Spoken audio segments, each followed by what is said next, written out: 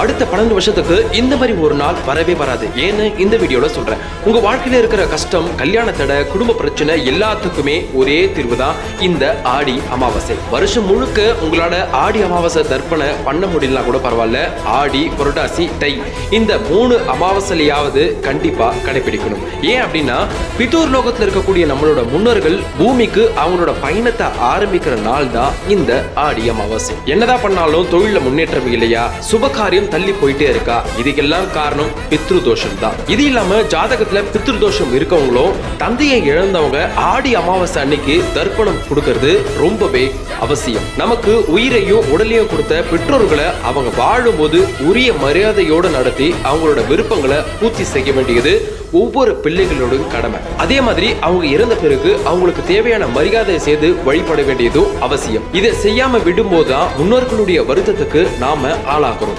அவங்களுடைய மனக்குறைவு தான் இது பித்ருதோஷமா மாறுது. அதனால ஆடி அமாவாசை அன்னைக்கு காலை 8:30 மணிக்கு மேல இருந்து மதியத்துக்குள்ள தர்ப்பணம் கொடுத்து முடிச்சிருங்க. அதுக்கு மேல 11:30 மணிக்கு மேல படைகள் போட்டு படைக்கலாம். இந்த வருஷம் ஆடி அமாவாசை ரொம்பவே ஸ்பெஷல். ஏன் அப்படின்னு கேட்டீங்கன்னா சூரியன் சந்திரன் 2 பேரும் உச்ச பெற்ற குருவோட சேர்ந்து இருக்கிற அரிய யோகம் அமைது.